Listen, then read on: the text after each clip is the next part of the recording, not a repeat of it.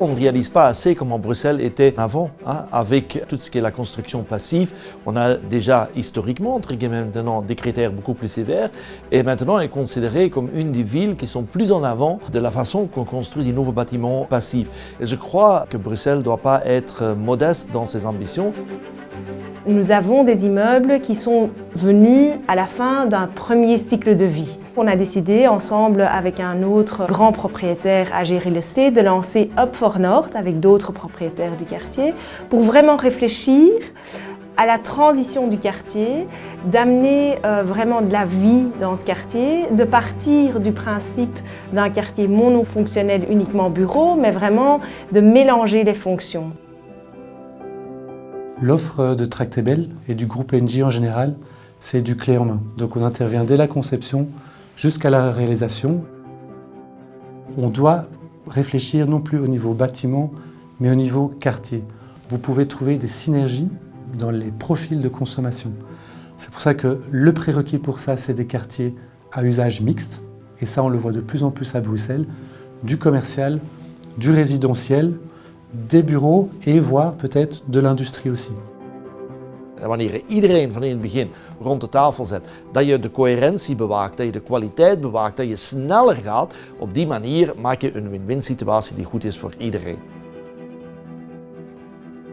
Il y aura une grande partie dédiée aux bureaux, donc 70 000 m² qui sont loués par la communauté flamande pour 18 ans à partir de 2023. Il y aura des appartements, il y aura 111 appartements sur le site, il y aura 240 chambres d'hôtel. En bas, il y aura une grande serre qui sera ouverte pour le public avec du restaurant, il y aura des commerces, il y aura aussi des facilités de sport. Le but, c'est vraiment de créer un espace public pour les habitants du quartier et pour les habitants de l'immeuble. Quand vous avez cette mixité, vous pouvez trouver justement des synergies de consommation. Un exemple très concret, les bureaux consomment plutôt la journée alors que les personnes consomment plutôt le soir. Si vous avez des moyens de production centralisés au niveau quartier, vous pouvez réduire l'empreinte carbone de tous ces moyens combinés ensemble.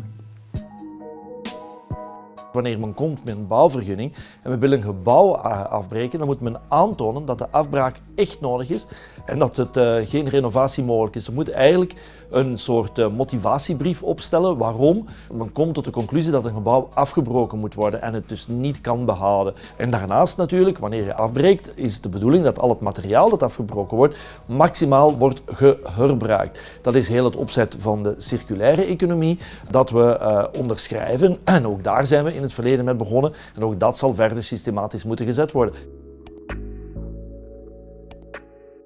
Tour et Taxi est un modèle au niveau urbanistique de par la donne qu'il y a. C'est un ancien plateforme logistique multimodale qui a 100 ans, un peu plus, qui est extraordinaire au niveau architectural et qualité du bâti.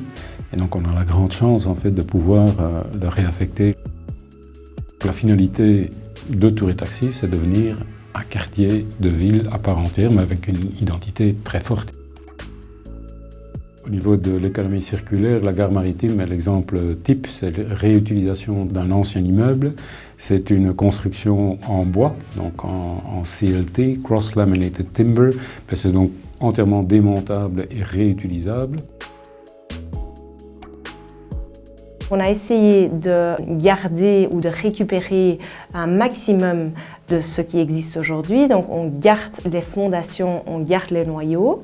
Au total, il y aura 95% du bâtiment existant qui sera gardé sur place, donc maintenu, recyclé ou récupéré à plusieurs niveaux. Il y a plusieurs options de le faire. On a travaillé avec Rotor, qui est une association qui nous aide à récupérer des matériaux et faire en sorte qu'ils seront réutilisés dans d'autres projets ou pour d'autres constructions.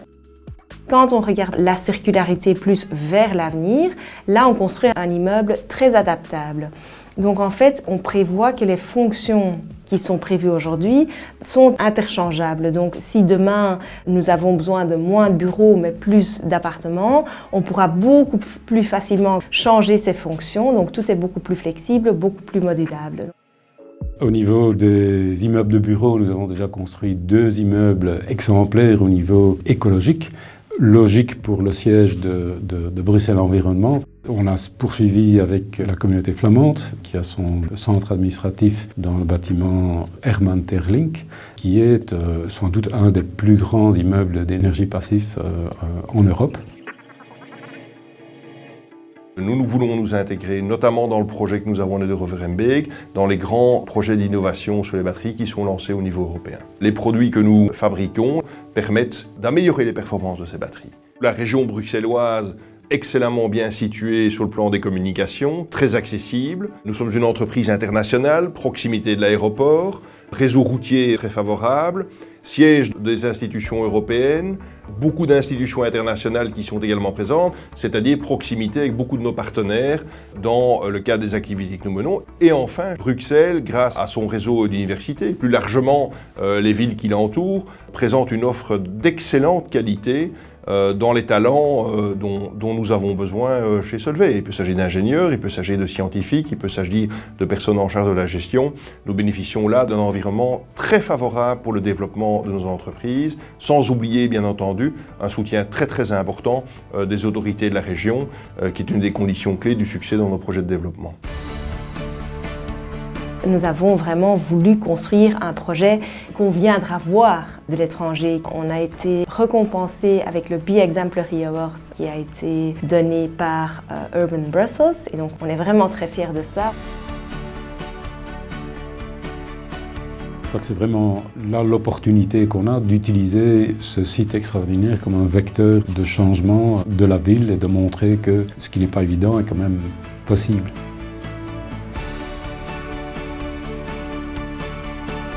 Bruxelles ne doit pas être modeste dans ses ambitions et si c'est un bon exemple, comment on peut l'exporter même à l'étranger.